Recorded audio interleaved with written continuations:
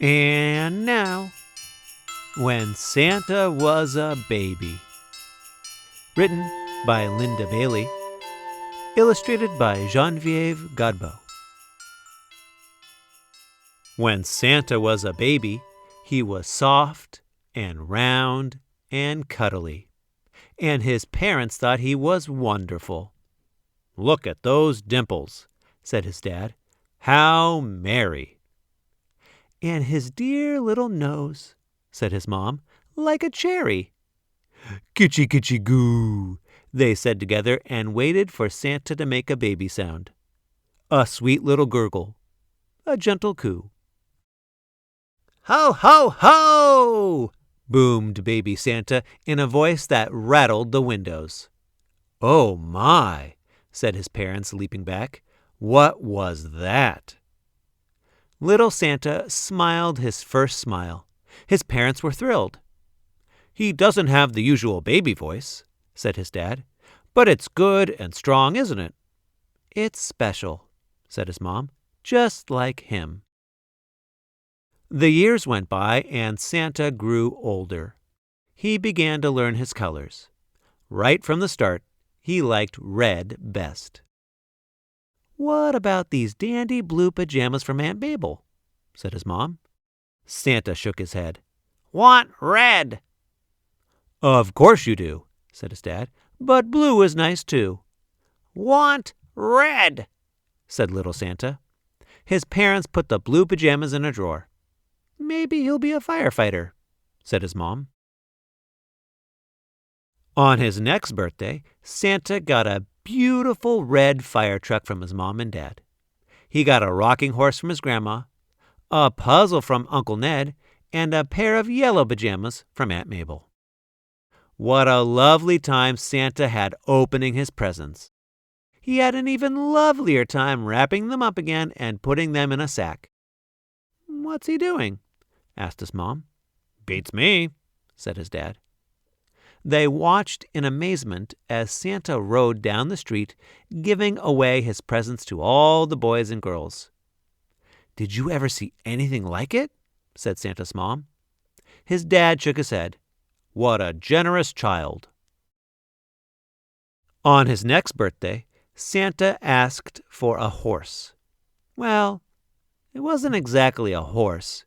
He said it was like a horse, except it had horns and could pull a flying sled. His parents didn't understand, so they asked him to draw it. "Do you think it's a unicorn?" said Santa's dad, scratching his head. "A unicorn," said his mom. "Now where are we supposed to get one of those?" They got him a hamster instead. It was a female hamster, and soon it had 8 babies. When they grew big enough, Santa harnessed them with ribbons to a matchbox. He put tiny presents in the matchbox and trained the hamsters to pull it around the house. "Listen," said his mom. "He's calling them by name." "Dasher," said Santa, "and Dancer, and Comet, and, Blixen. No, Vixen." "Extraordinary," said Santa's dad. "He's so creative," said his mom. Santa was an unusual child in many ways. For one thing, he didn't like warm weather. When the other children were running around in the hot summer sun, little Santa stayed inside, waiting for the fridge door to open. "We can't keep it open all the time," said his mom. "Think of the electric bills." "You're right," said his dad, "but it makes him so happy." Santa also had an odd interest in chimneys. "What do you suppose he's looking at?" asked his dad. "His clothes are all covered in ashes and soot." "We can wash them," said his mom. "Isn't it great that he's so curious?" "Maybe he'll be a scientist," said his dad. Santa's best friend lived right next door. His name was Eldred. Eldred was smaller than Santa, but in other ways they were very much alike. They both enjoyed making things, especially toys. And Eldred loved green almost as much as Santa loved red. "What a jolly pair," said Santa's mom. "So nice to have a friend," said Santa's dad. As Santa got older, it became clear he'd inherited the family good looks. Goodness, said Santa's mom. Look at your bellies. They match. Like 2 bowls full of jelly, said Santa's dad. Ha ha ha. Tee-hee-hee, said Santa's mom. Ho ho ho, boomed Santa.